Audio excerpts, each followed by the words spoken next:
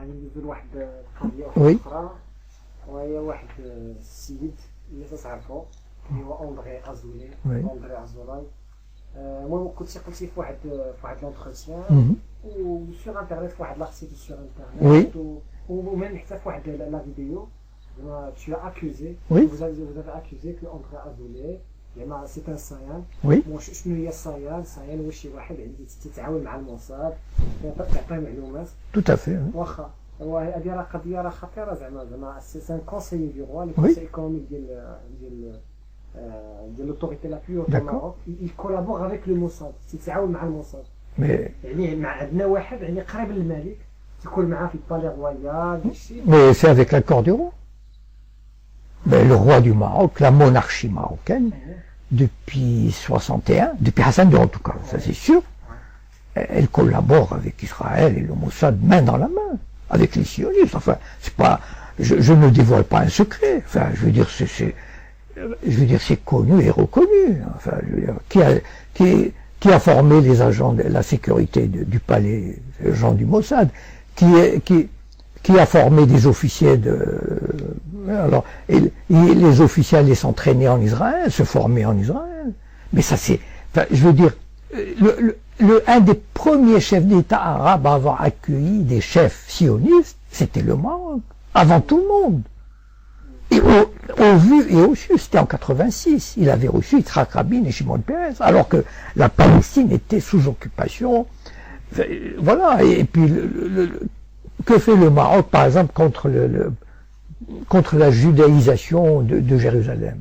Le soi-disant président du comité Al-Quds, mais c'est bidon. Enfin, mais c'est la propagande. C'est des mots et des mots. Le Maroc, enfin, l'autorité, la plus haute autorité marocaine, c'est le roi. La monarchie marche main dans la main avec Israël et avec le Mossad. Donc, André Azoulay ne joue que le rôle de facilitateur, parce que c'était un ancien banquier. Il a beaucoup d'amis dans la banque à New York, à Paris, etc. Et grâce à lui, il tisse des relations pour aider le Maroc. Voilà. Et qu'il aide Israël par la même occasion. Mais le roi se frotte les mains pour ça. Mais c'est magnifique, il n'y a pas de problème. داكور. وكاين واحد Oui, القضيه دابا النهار الاول فين ازولي اللي Oui. كان يساعد مازال في فرنسا Oui. بانكي باش عاد غادي يجي للمغرب. oui. واخا واش اون ا في ابيل عليه واش rien que pour la facette, Oui, pour le décor باش زعما يبان المغرب سي ان بيي اوفير. oui, راه عندنا ان كونسيي جوداشي oui. ولا il a été recruté. Les deux. Ah, les deux. Bah, probablement, puisque, pourquoi les deux? Parce que moi, j'étais pas dans le secret des dieux pour savoir. Mais, ce qui me fait penser que c'est les deux, c'est que André Azoulay, depuis 20 ans, c'est la vitrine. C'est-à-dire, ah, la coalition, regardez, le roi, tout le monde, même moi, on me le dit. Regardez, il y a un conseiller. Ah bon? Et les juifs qui continuent à partir, enfin, non, ça ne les intéresse pas.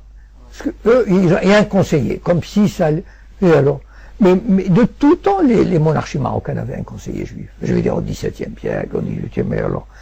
Non. Et, bon, d'abord, ça donne cette image. Et puis, il organise des colloques, etc. Ça entretient. C'est très important, cette image. Le Maroc bénéficie de cette image. Le Maroc cherche des appuis auprès de qui? Auprès de l'Amérique et de la France, en particulier. Bon. Et au Moyen-Orient, auprès de l'Arabie Saoudite et du Qatar. Les monarchies du Golfe sont les meilleurs alliés d'Israël et de l'Amérique. Donc, il est en plein dans cette dynamique. Voilà. Et, comment dire, il est très probable que ça a joué le fait que André Azoulay soit parti au Maroc pour jouer ce rôle de Sayan. C'est-à-dire, moi j'ai expliqué, on m'a demandé dans une interview, en quoi consiste ce rôle de Sayan. Bon, voilà. Mais ce rôle de Sayan consiste à faire en sorte que Israël gagne une légitimité auprès des pays arabes très importants, gagne une certaine reconnaissance internationale, une légitimité, sans rien concéder. Et il a réussi à merveille. Enfin, je veux dire, pour moi, c'est un Sayan parfait. Il a rempli sa fonction de manière extraordinaire, puisque le Maroc est un pays qui a pratiquement déroulé le tapis rouge devant Israël. Il faut pas croire les trucs qui disent oui, bon, on va rompre les relations, on va les geler. Bon, tout ça, c'est pour la galerie, parce qu'ils sont obligés de faire ça. Parce que l'opinion publique elle est remontée contre Israël. Mais en sous-main, on fait tout pour faciliter la pénétration d'Israël dans le monde arabe sans rien concéder. Encore une fois, c'est ça qui est important. Voilà. Ils ont fait ça en Tunisie, ils ont fait ça en Mauritanie. Pourquoi la Mauritanie, il y a quelques années, a accepté l'ouverture de relations diplomatiques? Qu'est-ce qu'elle a à voir la Mauritanie avec Israël? Eh bien, parce qu'on a dû lui dire, on a dû voir le chef, écoute, tu veux un prêt du FMI, tu veux... Et il faut... Voilà. Et, bon, le Maroc, on peut pas lui demander ça encore, parce que c'est trop gros. Mais, quand même, le comité Al-Quds, il est là, justement, probablement avec la bénédiction israélienne et américaine. Le comité Al-Quds, il est là pour freiner tout ce qui peut contrarier les projets israéliens. C'est-à-dire, en fait, quelle est la technique arabe jusqu'à présent? C'est-à-dire, des dictateurs arabes qui sont complices. Quelle est aboyer très fort et laisser passer les choses concrètement. Voilà. Aboyer très fort. Voilà, ça c'est très important. Contre l'annexion de Jérusalem, la judaïsation, mais surtout ne rien faire.